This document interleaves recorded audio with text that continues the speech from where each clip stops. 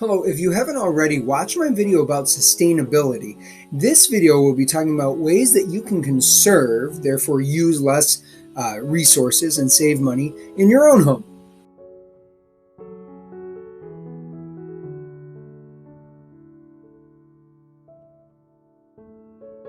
Where I live, the two major providers of, first of all, the major provider for electricity is ComEd or Commonwealth Edison, and natural gas provider is Nicor. They may be the same for you, may be different, but they have some decent resources about conservation at home, so you can save money and save resources while still living your life. So ComEd has this page, and it talks about ways that you can save electricity at home. So turn off your computer at night.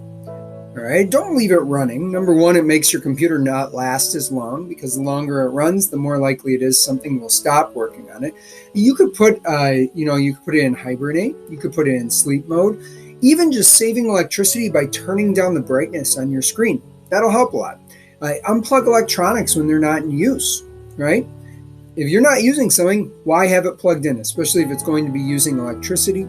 Something like a TV always uses a little bit of electricity. I leave my TVs plugged in though because I don't want to have to, reprogram the clock and everything. But that would be up to you. It says set your computer to sleep mode when not in use, so you can actually set it so you have a certain, after 15 minutes it goes to sleep or whatever.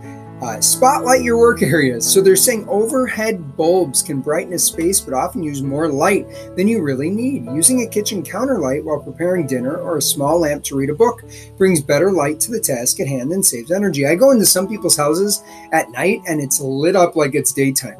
If you're afraid of the dark, that's a wonderful thing. If you have people over and you want everybody to be able to see really well, I think it totally makes sense. But if you're just sitting there watching TV or reading a book, you could save a lot of energy by not having your entire house lit up. You could turn off the lights when you leave the room. If you always forget, you can even get switches, motion detector switches that you can install, and they turn off the lights automatically. Open your shades. I apologize if you hear my dog barking. Open your shades for natural light and warmth. I see some people using lights, but if they just opened up the curtains, they'd be able to see. Run ceiling fans in reverse to circulate warm air. There's a little switch on your ceiling fan, up in the ceiling fan. I'll see if I can put a picture in here, where you flip that switch and it reverses the direction that it spins. It says, we know ceiling fans help keep us cool and reduce AC costs in the summer.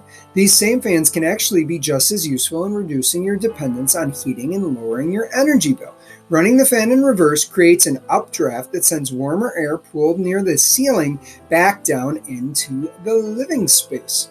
So that's pretty cool. Set your refrigerator temperature to 38 degrees. So in most households, your refrigerator's on all the time, right? In the average home, the refrigerator consumes the most energy of all kitchen appliances. Make sure your refrigerator's not too cold in order to minimize the annual costs. If you find that your refrigerator is not doing a good job of freezing things or keeping them cool, it could be broken. You might also just have stuff blocking the vents in the back of the freezer or in the refrigerator. So you want to make sure that those vents are able to have air flowing through them, and maybe that'll fix it.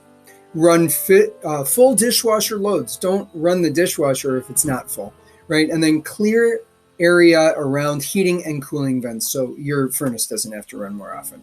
Now, Nicor talks about some things. They give free things to you. They'll send these to you. This is if you're, a customer of theirs. Free water saving kits. So to save water, 1 or 2 low flow shower heads. Some people don't like those because they really need a lot of water apparently.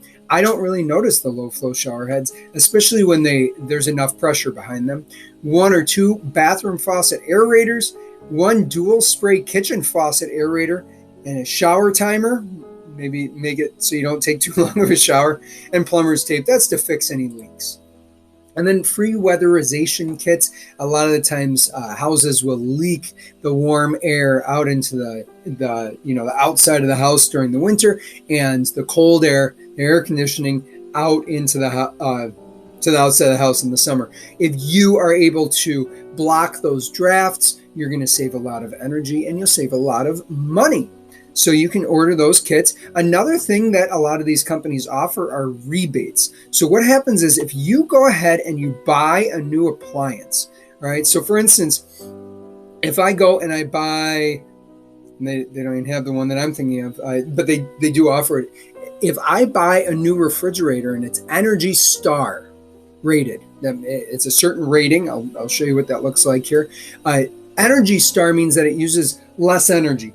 And so what they'll than a normal appliance, and what they'll do is they'll actually give you money when you upgrade to a newer refrigerator that uses less energy. And the same goes for some other stuff. In this case, furnaces, and they give information about that.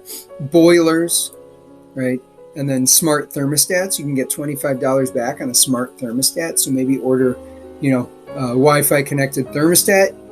Look at the price. You can take $25 off of it because they'll give it to you. You can seal up your house, put more insulation in your attic, and they'll actually give you money towards that. Now, you're probably not going to, it won't pay for itself through that, but eventually through the savings, it should pay for itself. So those are some ways that you can conserve at home. You don't have to, buy a brand new car that runs off of electricity to start saving money and doing things that are better for the environment. So hopefully that gives you some ideas, and I'll see you soon. Thanks for checking out STEM with Mr. Duda. Please like this video and subscribe. You can also set the bell to notify you when I make new videos. That really motivates me to continue posting these things online and gets you content that you're interested in. A lot of times I will link a playlist. Maybe one just showed up here. I might also link a video. It might show up right about here. And sometimes YouTube decides what video is best for you, but sometimes I assign one. So thank you so much for checking me out, and have a great day, everybody.